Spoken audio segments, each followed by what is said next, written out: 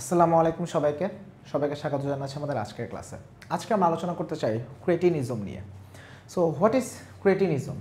সহজ কথা হচ্ছে কোনো একটা বাচ্চার লাইক নিওনেটাল পিরিয়ড, কোনো একটা বাচ্চার মনে করো নিওনেটাল পিরিয়ড অথবা ইনফ্যান্সি অথবা তার চাইল্ডহুড, এই মোমেন্টে যদি এই পার্সনের লাইক এক্সট্রিম হাইপোথাইরয়েডিজম ডেভেলপ করে, এই টাইম ফ্রেমের মধ্যে যদি তার হাইপোথাইরয়েডিজম ডেভেলপ করে, অ্যাকচুয়ালি এক্সট্রিম হাইপোথাইরয়েডিজম হয়, এইটার জন্য পেশেন্টের যে ক্লিনিক্যাল ম্যানিফেস্টেশন আসে বা যে কন্ডিশনটা ডেভেলপ করে সেটাকে আমরা বলছি ক্রেটিনিজম। তাহলে এই টাইম ফ্রেমের মধ্যে যদি কারো হাইপোথাইরয়েডিজম হয়, অ্যাকচুয়ালি এখানে আসলে এক্সট্রিম হাইপোথাইরয়েডিজমই হয়, সো সেইটার কারণে যে কন্ডিশনটা অ্যারাইজ করতেছে সেটাকে আমরা বলছি ক্রেটিনিজম।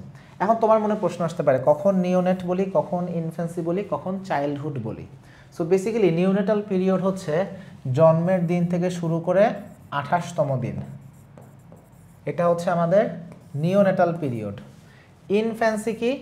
এই 28তম দিনের পর থেকে শুরু করতে হবে। তাহলে 28তম দিন কি? 4 7 28, তো 4th উইকের পর থেকে শুরু করে আপ টু 2 ইয়ার্স পর্যন্ত আমরা এটাকে বলি ইনফ্যান্সি। এবং চাইল্ডহুড হচ্ছে লাইক 2 বছরের পর থেকে হিসাব করে 18 বছর হওয়ার জাস্ট আগ মুহূর্ত পর্যন্ত হচ্ছে চাইল্ডহুড। এটা হচ্ছে বেসিক টাইম ফ্রেম। সো এর মধ্যে যদি কারো হাইপোথাইরয়েডিজম ডেভেলপ করে, তখন এক্সট্রিম হাইপোথাইরয়েডিজম হলে যে কন্ডিশনটা অ্যারাইজ করতেছে সেটাকে আমরা বলছি ক্রেটিনিজম। এখন কথা হচ্ছে এই টাইম ফ্রেমের মধ্যে কেন হাইপোথাইরয়েডিজম ডেভেলপ করতেছে, হোয়াট ওয়েন্ট রং? সো এখানে দুই তিন রকমের ঘটনা করতে পারে। একটা হইতে পারে যে congenital absence of thyroid gland.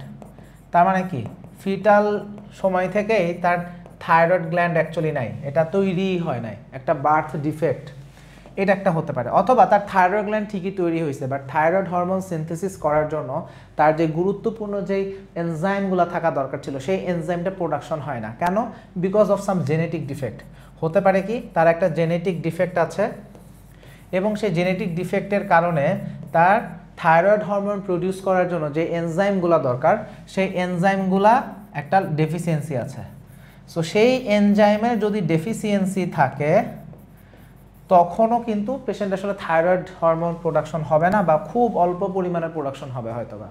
তো সাধারণত এই দুইটা কন্ডিশনে আমরা দেখি যে একদম জন্মের আগে থেকে লাইক ফিটাস থাকা অবস্থা থেকে, ফিটাল পিরিয়ড থেকেই কিন্তু এই বাচ্চাটার thyroid hormone production almost zero বা কমপ্লিট অ্যাবসেন্স। আর একটা কি চিলড্রেনের কথা বলছি। চিলড্রেনের ব্যাপারটা কি, মনে করো চিলড্রেনটা এমন একটা জায়গায় আছে যেখানে লাইক আয়োডিনের চরম ডেফিসিয়েন্সি, একটা এন্ডেমিক জোনে সে আছে। তো সেখানে আয়োডিন ডেফিসিয়েন্সিতে সে যদি ওখানে যদি বেড়ে ওঠে, সেখান থেকেও পেশেন্টের আমরা এন্ডেমিক কারণে হাইপোথাইরয়েডিজম ডেভেলপ হইতে দেখতে পারি।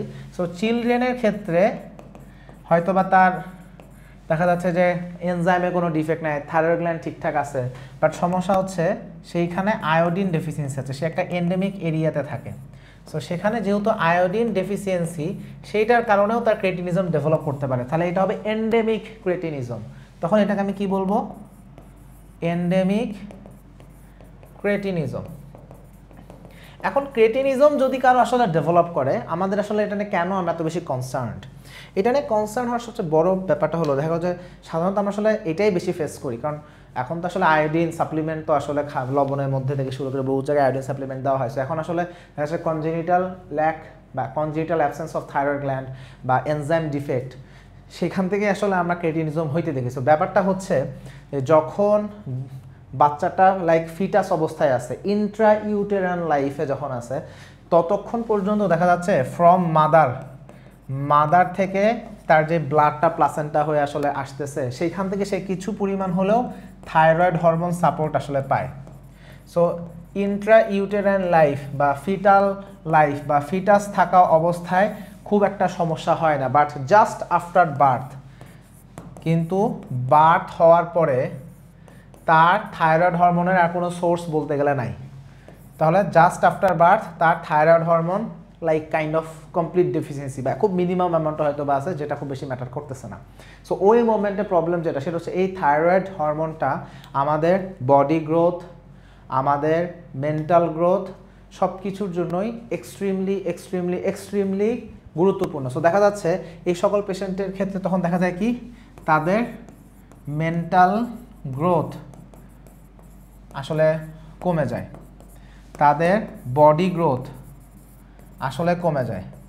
সো মেন্টাল গ্রোথ যদি কমে যায় এই বাচ্চাটা আস্তে আস্তে কি তার আইকিউ ভেরি লো হবে, তাই না? ইন্টেলেকচুয়ালি ডিসেবলড পারসন এরকম অনেকটা মনে হতে পারে। সো মেন্টাল গ্রোথ কমে আসে, ইন্টেলেকচুয়াল ক্যাপাসিটি সেটা অনেক লো হয়ে যায় এবং বডি গ্রোথটাও কমতে থাকে। সো দেখা যাচ্ছে যে গ্রোথ রিটার্ডেশন হবে। সো দেখা যাচ্ছে প্রথম 1-2 দিন হয়তো খুব বেশি বোঝা যাবে না, কিন্তু আস্তে আস্তে আমরা দেখব বাচ্চার গ্রোথ যতটুকু হওয়া উচিত ততটুকু হচ্ছে না। বাচ্চার যে মুভমেন্ট, হাত পা যে বাচ্চাগুলো নাড়ায় বা তাদের শরীরটাকে তারা যেভাবে একটা নর্মাল বাচ্চা নাড়ায়, সেই তাদের বডি যে মুভমেন্ট সেটা খুবই স্লো মুভমেন্ট মনে হবে, লাইক নর্মাল বাচ্চাদের থেকে কম এবং স্লো মুভমেন্ট মনে হবে। ইনফ্যাক্ট আরও কিছু সিমটম থাকে, লাইক বাচ্চাদের টেম্পারেচার তুমি যদি দেখো তোমার কাছে মনে হবে টেম্পারেচারটা একটু লো, তাহলে সাব নর্মাল টেম্পারেচার। আবার দেখা যাচ্ছে অনেক বাচ্চাদের ক্ষেত্রে আমরা দেখি নিওনেটাল জন্ডিস, লাইক যতদিন নর্মালি ফিজিওলজিক্যালি থাকার কথা তার থেকে বেশি সময় ধরে আছে, তাহলে দেখা যাচ্ছে যে নিওনেটাল জন্ডিস এটা প্রলংড হচ্ছে। তারপরে বাচ্চা দেখা যাচ্ছে জন্মের পরে কয়েক ঘন্টার মধ্যে সাধারণত আমরা দেখি মেকোনিয়াম পাস করে। সো মেকোনিয়াম প্যাসেজটাও দেখা যাচ্ছে একটু দেরি হচ্ছে, তাহলে delayed meconium passage. So meconium প্যাসেজটা খুব ডিলেড হয়, লাইক বাচ্চার প্রথম স্টুল এটাকেই মেকোনিয়াম হিসেবে চিন্তা করো।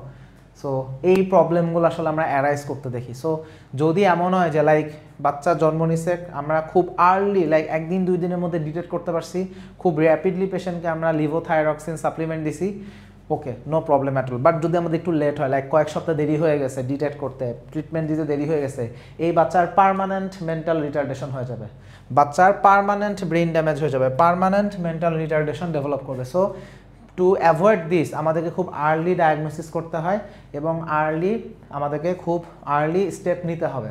সো তাহলে বাচ্চার বড় সমস্যা কি? মেন্টাল রিটার্ডেশন হচ্ছে এবং কাইন্ড অফ এটা পার্মানেন্ট হয়ে যায়, যদি আমাদের একটু দেরি হয়ে যায় ইট উইল বি পার্মানেন্ট। এবং কি গ্রোথ রিটার্ডেশন। এখন এখানে যে গ্রোথ রিটার্ডেশন হয় এখানে ব্যাপারটা একটু ইউনিক কি স্কেলেটাল মাসল গ্রোথ বা স্কেলেটাল গ্রোথ সেইটা কমে যায়, বাট সফট টিস্যু গ্রোথ মোটামুটি নর্মালের কাছাকাছি থাকে। সো আমরা দেখবো যে তার সফট টিস্যু গ্রোথ মোটামুটি ভালোই থাকে, বাট সমস্যা হচ্ছে স্কেলেটাল মাসল গ্রোথ, সেই গ্রোথটা কমে যায়। সো এখানে যে পেশেন্টের লাইক শর্ট স্ট্যাচার ডেভেলপ করে, দেখে মনে হবে যে বাচ্চাটা একটু শর্ট স্ট্যাচার, এটা আসলে একটু কাইন্ড অফ ডিসপ্রপোর্শনেট মনে হয়। দেখো কোনো বাচ্চা যদি ডরফিজম থাকে আমরা কিন্তু সেখানে like proportionate growth retardation expect করি, যে সফট টিস্যু স্কেলেটাল সব গ্রোথই কিন্তু আসলে লাইক প্রপোর্শনালি কম থাকবে, কিন্তু ক্রেটিনিজমে আমরা দেখব তার স্কেলেটাল গ্রোথটা কম কিন্তু তাদের সফট টিস্যু গ্রোথটা বেশি। এই জন্য তুমি দেখবা যে তাদের সফট টিস্যুগুলো সাইজ একটু বড় হয় এবং ইনফ্যাক্ট ম্যাক্রোগ্লসিয়া লাইক তুমি যদি বাচ্চার টাং দেখো টাংটা একটু বড় মনে হবে। ইনফ্যাক্ট মাঝে মাঝে এমন হয়ে যায় তার টাংটা বড় হওয়ার কারণে লাইক সামটাইমস তার গ্লটিস বন্ধ হয়ে যায়, পেশেন্টের তখন সাফোকেশনও হইতে পারে। So this thing present. অনেক সময় তোমাদেরকে ভাইভাতে প্রশ্ন করবে যে ডরফিজম আর ক্রেটিনিজমের মধ্যে পার্থক্য কী। দেখো ডরফিজমে তোমাদের যে গ্রোথ রিটার্ডেশন পাবে বা তুমি যে হাইট স্ট্যাচারটা শর্ট পাবা সেটা কিন্তু প্রপোর্শনেট হবে, স্কেলেটাল এবং তোমার সফট টিস্যু যে গ্রোথ এটা যে কম এটা প্রপোর্শনেটলি কম, কিন্তু ক্রেটিনিজমে এটা ডিসপ্রপোর্শনেট। সফট টিস্যু গ্রোথ তুমি মোটামুটি নর্মাল পাবা, বাট স্কেলেটাল গ্রোথ তোমার কাছে কম লাগবে। সো ম্যাক্রোগ্লসিয়া মনে হবে বা বাচ্চাকে দেখে মনে হতে পারে কি যে বাচ্চাটা শর্ট বাট ওবেস, এরকম মনে হয় অনেক সময়। এবং ডরফিজমে কিন্তু আমরা আসলে মেন্টাল রিটার্ডেশন এক্সপেক্ট করি না, but in case of cretinism there will be mental retardation. So এবং সবচেয়ে বড় কথা হচ্ছে মেন্টাল রিটার্ডেশনটা কাইন্ড অফ পার্মানেন্ট হয়ে যায়, যদি আমরা আসলে ট্রিটমেন্ট দিতে লেট হয় mental retardation will be permanent. So আমাদের আসলে এই জন্য আমরা যেটা করি যে বাচ্চাদের ক্ষেত্রে খুব আর্লি ডায়াগনোসিস করার চেষ্টা করি, লাইক ফার্স্ট ডে বা সেকেন্ড ডেতে হিল প্রিক টেস্ট করি, বাচ্চার যে হিল সেখানে একটা প্রিক করে ব্লাড স্যাম্পল কালেক্ট করে আমরা আসলে বাচ্চার সেরাম TSH হ্যাঁ T3 T4 এগুলো আমরা সব চেক করি, চেক করে আমরা সাথে সাথে আইডেন্টিফাই করার চেষ্টা করি এবং অ্যাজ আর্লি অ্যাজ পসিবল আমরা ট্রিটমেন্ট দিই। লাইক ডায়াগনোসিস হওয়ার সাথে সাথেই আমরা পেশেন্টকে সোডিয়াম লিভোথাইরক্সিন সাপ্লিমেন্ট দিই। সো সাধারণত সাপ্লিমেন্ট আমরা কীভাবে দিই, লাইক বাচ্চার যখন লাইক ইনফ্যান্ট অবস্থায় আছে, নিওনেট, বাচ্চা যখন নিওনেট অবস্থায় থাকে আমরা এটা সাধারণত 10 থেকে 14 microgram per KG per day এই হিসাবে আমরা দিই এবং নিওনেটাল পিরিয়ডটা পার হয়ে গেলে এরপরে আমরা সাধারণত 4 microgram per KG per day এই ডোজে আমরা হচ্ছে তাদেরকে সাপ্লিমেন্টটা দিতে এবং অ্যাকচুয়ালি বাচ্চাটা লাইফ লং সাপ্লিমেন্ট পাবে এবং আমরা সাধারণত 6 মাস পর পরে পেশেন্টের TSH চেক করে পেশেন্টকে কন্টিনিউয়াসলি আমরা একটা ফলো আপে আসলে রেখে দিই। সো মোটামুটিভাবে তাহলে এখানে তোমাদের ক্রেটিনিজম থেকে কিভাবে তোমাদের প্রেজেন্টেশন আসতে পারে, তোমাদের হয়তো একটা সিনারিও দেবে, সিনারিও দিয়ে বলবে যে বাচ্চাটার গ্রোথ রিটার্ডেশন হচ্ছে, বাচ্চাটার মুভমেন্ট একটু কম মনে হচ্ছে, মেকোনিয়াম প্যাস করতে দেরি করছে, হ্যাঁ, বা বাচ্চাটা একটু হাইট শর্ট বাট ম্যাক্রোগ্লসিয়া আছে, বা সফট টিস্যু গ্রোথ বেশি, বা দেখি একটু ওবেস মনে হয় বাট বাচ্চাটা শর্ট, এরকম ডিসপ্রপোর্শনের গ্রোথ। সো এরকম একটা সিনারিও হয়তো বা থাকতে পারে, প্রোলংড নিওনেটাল জন্ডিস থাকতে পারে, এরকম একটা হিস্ট্রি হয়তো বা থাকতে পারে। সো এই ধরনের পেশেন্টে তাহলে এটা হচ্ছে আমাদের ক্রেটিনিজম। এবং ক্রেটিনিজম আমাদের মূল ট্রিটমেন্ট কি? মূল ট্রিটমেন্ট হচ্ছে আমাদের সোডিয়াম লিভোথাইরক্সিন সাপ্লিমেন্ট আমাদেরকে দিতে হয়। এখন দেখো যে সকল চিলড্রেনের ক্ষেত্রে লাইক আমার হরমোন সিনথেসিসের সমস্যা না, আমার গ্ল্যান্ডও আছে, এনজাইমও আছে, সমস্যা হচ্ছে তার আয়োডিন সাপ্লিমেন্টের অভাব, আয়োডিনের অভাবে এন্ডেমিক ক্রেটিনিজম হয়েছে, সেখানে আয়োডিন সাপ্লিমেন্ট আমি দিব, সেখানে সোডিয়াম লিভোথাইরক্সিনও হয়তো আমি দিব, বাট সেখানে আয়োডিন সাপ্লিমেন্টও আমাকে দিতে হবে। বাট এইখানে আসলে সোডিয়াম লিভোথাইরক্সিনটা আমার আসলে মূল ট্রিটমেন্ট প্ল্যান। সো ক্রেটিনিজমের জন্য আমার মনে হয় তোমাদের ফিজিওলজি, ক্লিনিক্যাল ফিজিওলজির জন্য এইটুকুই যথেষ্ট। তোমাদের ভাইভাতে আসলে ডরফিজমের সাথে এই পার্থক্যের কোশ্চেনটা বেসিক্যালি ভাইভাতে অনেক সময় টিচাররা করে থাকে। সো এই হচ্ছে মোটামুটি আলোচনা। সবাইকে অসংখ্য ধন্যবাদ।